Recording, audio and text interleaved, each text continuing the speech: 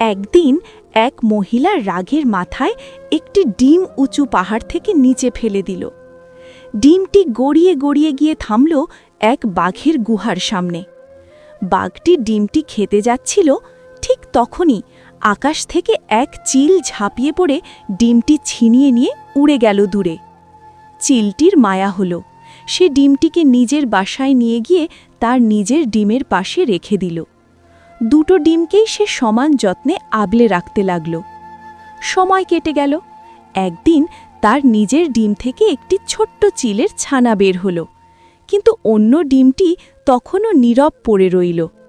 চিলটি প্রতিদিন সেটির দিকে তাকিয়ে থাকত, যত্ন নিত। অবশেষে একদিন সেই ডিমটিও ফুটে উঠল, আর সেখান থেকে বের হয়ে এলো এক সুন্দর সোনালী ময়ূরের ছানা।